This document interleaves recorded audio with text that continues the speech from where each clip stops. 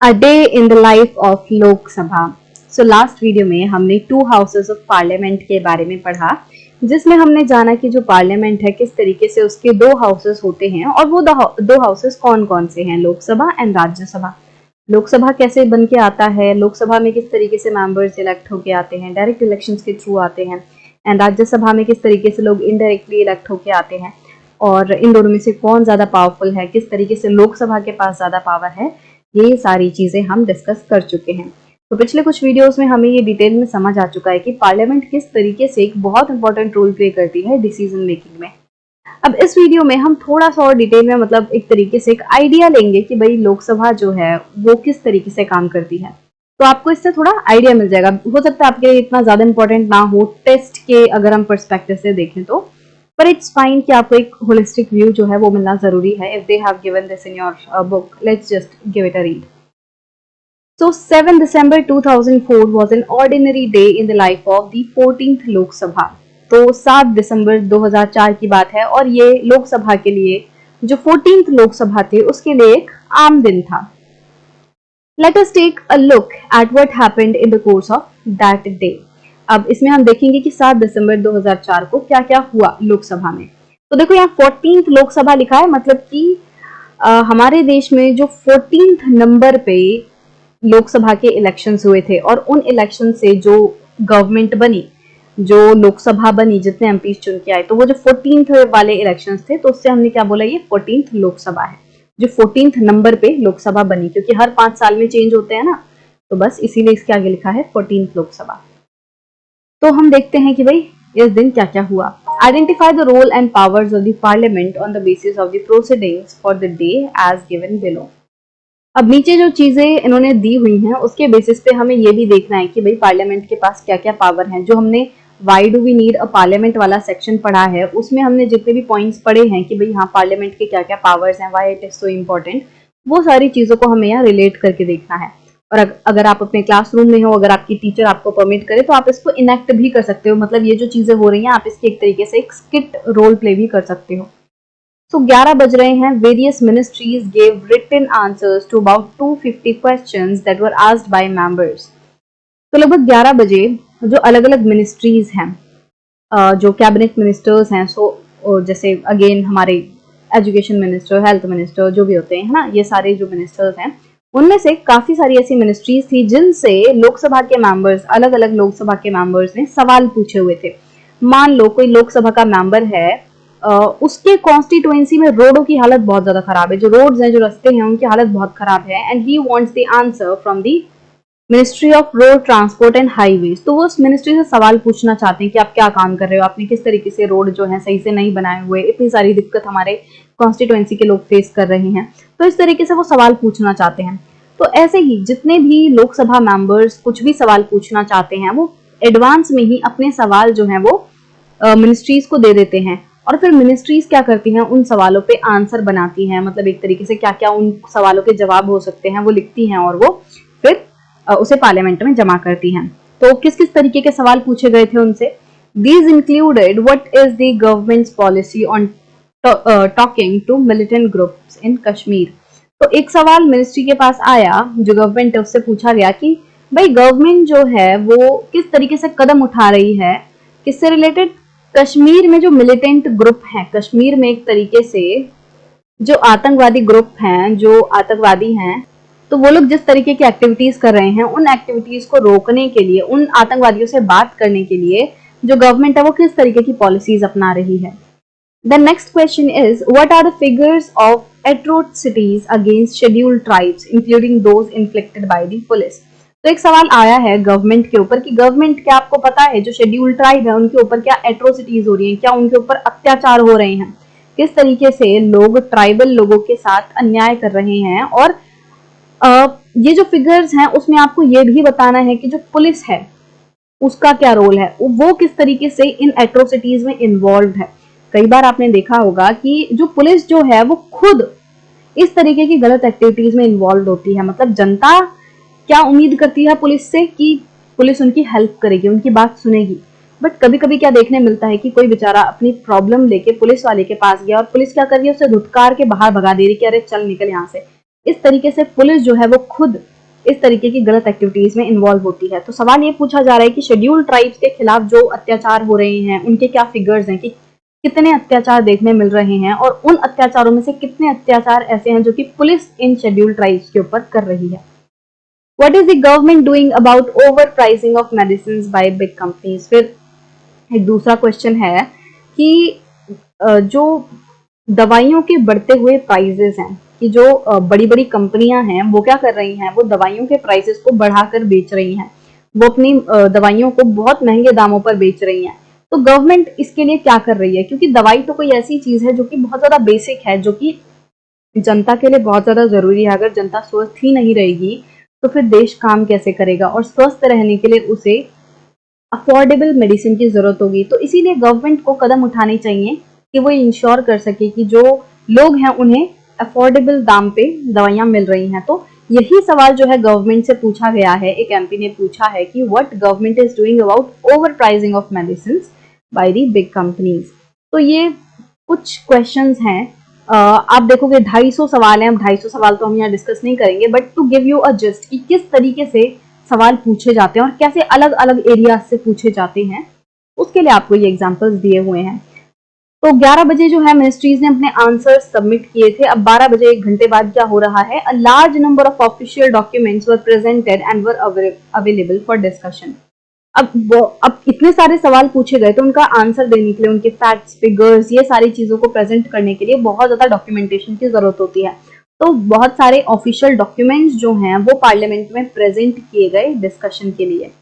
अब कैसे कैसे जो डॉक्यूमेंट थे वो यहाँ पे बताया गया है कि कुछ डॉक्यूमेंट्स का एग्जांपल दिया हुआ है, जैसे कि recruitment rules for the Indo Tibetan border police force. कुछ डॉक्यूमेंट्स किससे रिलेटेड हैं कि जो Indo Tibetan border police force है उसकी रिक्रूटमेंट, उसकी जो एक तरीके से भर्ती होती है, उसकी भर्ती के लिए क्या रूल्स हैं। Then next is annual report of the Indian Institute of Technology Kharagpur. तो आईआईटी खड़गपुर की एक एनुअल रिपोर्ट है, वो भी इस डॉक्यूमेंटेशन में इंक्लूड है। उसके बाद एक रिपोर्ट है, रिपोर्ट एंड अकाउंट्स ऑफ राष्ट्रीय इस्पात निगम लिमिटेड विशाखापट्टनम। तो विशाखापट्टनम की एक राष्ट्रीय इस्पात निगम लिमिटेड है, एक तरीके से एक ऑर्गेनाइजेशन है, और इसकी रिपोर्ट एंड अकाउंट्स डॉक्यूमेंटेशन में इंक्लूड है। मतलब कि जितने डॉक्यूमेंट्स प्रेजेंट किए गए हैं उनमें से कुछ ये भी हैं। देन 2 मिनट बाद की बात आपको बताई जा रही है। The minister of development of north eastern reason made a statement regarding revitalisation of the north eastern council. तो 12/2 पे क्या हुआ कि जो minister of development of north eastern reason हैं उन्होंने एक तरीके से स्टेटमेंट दी, उन्होंने अपना बयान दिया किस चीज से रिलेटेड, कि नॉर्थ ईस्टर्न काउंसिल को किस तरीके से रिवाइटलाइज किया जा रहा है, एक तरीके से कैसे उसको रिन्यू किया जा रहा है, उसे उसमें वापस से जान फूकी जा रही है। तो इस चीज से रिलेटेड उन्होंने बोला। The minister of state for railways presented a statement showing the grant needed by railways in addition to that sanctioned in the railway budget. अभी तो हमने मतलब 12/2 पे क्या हुआ, जो minister of development of north eastern region है उन्होंने अपनी स्टेटमेंट वगैरह दी। उसके बाद जो minister of state for railways हैं उन्होंने क्या किया, उन्होंने एक स्टेटमेंट शो की जिसमें वो बोलते हैं कि उन्हें जितना पैसा बजट में रेलवे को दिया गया है उससे ज्यादा पैसे की जरूरत है। तो वो कह रहे हैं कि जितना बजट में रेलवे को पैसा सैंक्शन किया गया था हमें उससे ज्यादा की जरूरत है। तो उस चीज से रिलेटेड वो अपनी स्टेटमेंट शो कर रहे हैं। Then Minister of Human Resource Development introduced the National Commission for Minority Educational Institutions Bill 2004।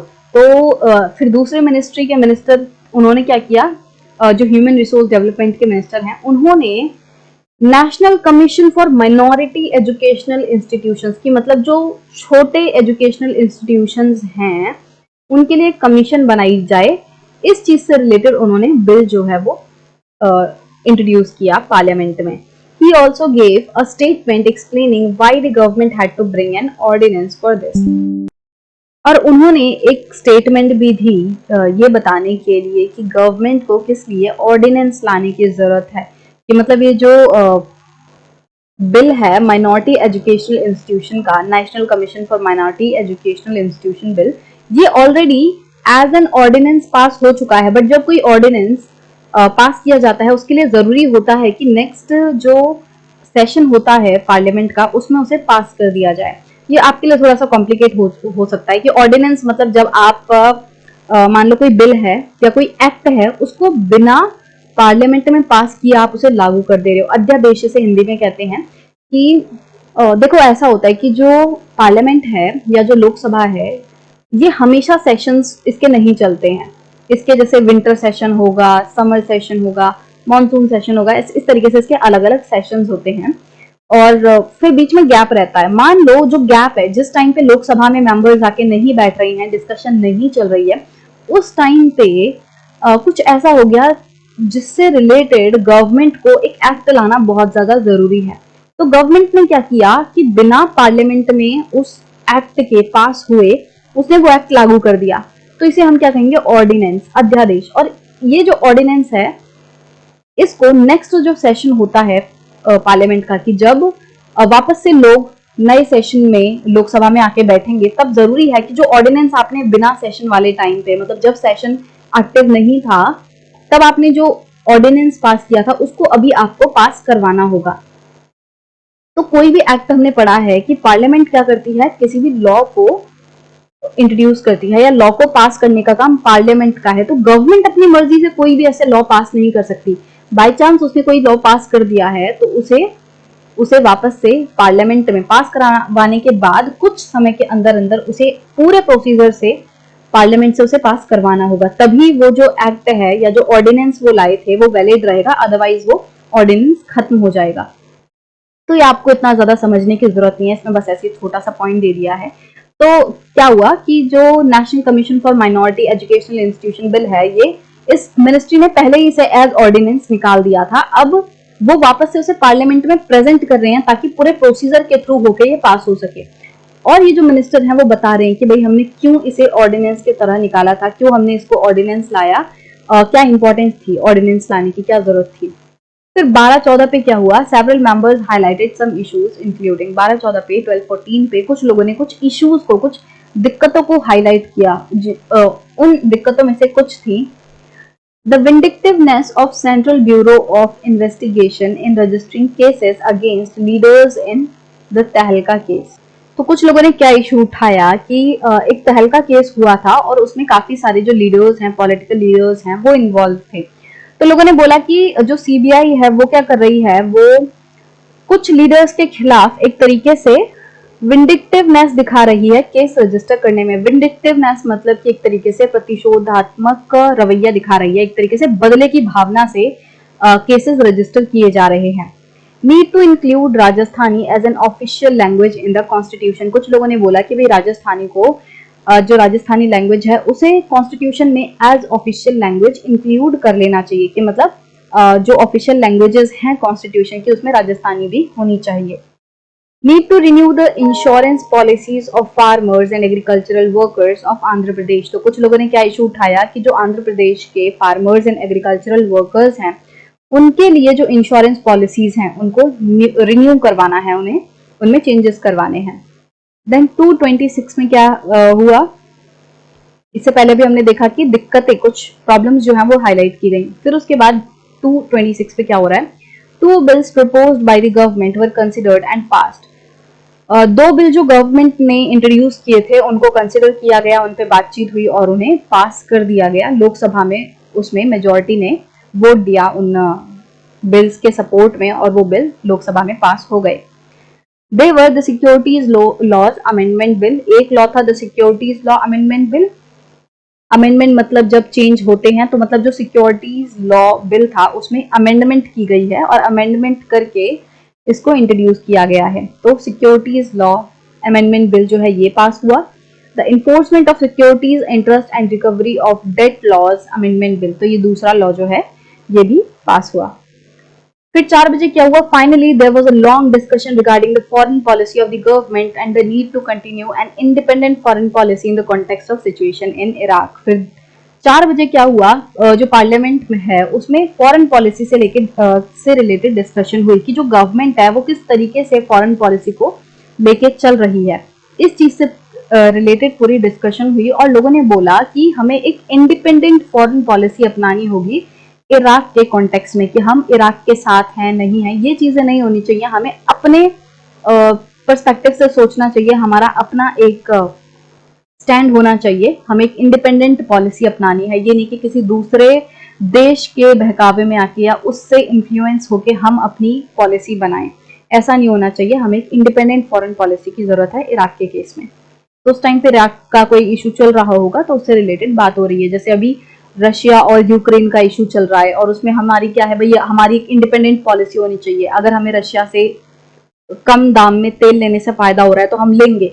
हम ऐसा नहीं करेंगे कि अमेरिका में मना कर रहा है कि तुम तेल मत लो और हम नहीं लेंगे। भाई हमारी मर्जी है, तुम कौन होते हो मैं ये बताने वाले कि हम तेल लेना ले। तो हमारी इंडिपेंडेंट पॉलिसी है, हमारे लोगों को अगर सस्ते तेल से फायदा हो रहा है तो हम लेंगे। इस तरीके से कुछ बात हो रही है इराक के केस में भी। नाउ 17 मतलब कि 7:17 हो गए हैं शाम के, और अब क्या हो रहा है, डिस्कशन कंक्लूड हो गई है। डिस्कशन एक तरीके से जो लोकसभा में हो रही थी वो खत्म हो गई है। सारी बातें जो डिस्कस होनी थी हो गई और हाउस जो है वो अर्जेंट हो गया नेक्स्ट डे के लिए कि अब सारे लोग अगले दिन मिलेंगे। तो इसमें आपने क्या क्या देखा कि किस तरीके से जो अलग अलग मिनिस्ट्रीज हैं, जो लोग गवर्नमेंट में हैं, उनसे सवाल पूछे जाते हैं। अब हमने एक पॉइंट पढ़ा था कि जो पार्लियामेंट है वो क्या करती है, वो गवर्नमेंट को कंट्रोल करती है। कैसे कंट्रोल करती है, देखो कितने सारे सवाल उठाए, जो अपोजिशन के लोग थे उन्होंने कितने सारे सवाल उठाए, 250 जो क्वेश्चंस हैं वो पूछे गए, राइट। इसी तरीके से जो पार्लियामेंट है उसका काम क्या होता है, लॉज को पास करवाना। तो हमने देखा कि किस तरीके से दो जो लॉ हैं वो पास कराए गए और किस तरीके से अलग अलग मुद्दों पे डिस्कशन हुई, जो लोग प्रॉब्लम्स फेस कर रहे हैं उनसे रिलेटेड डिस्कशन होती है। तो ये सारी चीजें हमने जो पढ़ी थी कि क्या क्या पार्लियामेंट में होता है, वो आप यहाँ देख सकते हो कि लोकसभा में वो सारी चीजें कैसे हो रही हैं। तो आई होप आपको इस सेक्शन को पढ़ के समझ आया होगा कि लोकसभा में किस तरीके से गवर्नमेंट से सवाल पूछे जाते हैं, गवर्नमेंट उसका जवाब देती है, गवर्नमेंट भी फिर अपोजिशन से बहुत सारे सवाल पूछती है, डिस्कशन होता है मुद्दों पर, राइट। और इस तरीके से हमारे लिए हमारी जो पार्लियामेंट है, हमारी जो लोकसभा है, वो लॉज बनाती है, डिसीजंस लेती है। अब नेक्स्ट वीडियो से हम हमारा जो नेक्स्ट इंस्टीट्यूशन है पॉलिटिकल एग्जीक्यूटिव, इसको शुरू करेंगे और इसको डिटेल में पढ़ेंगे।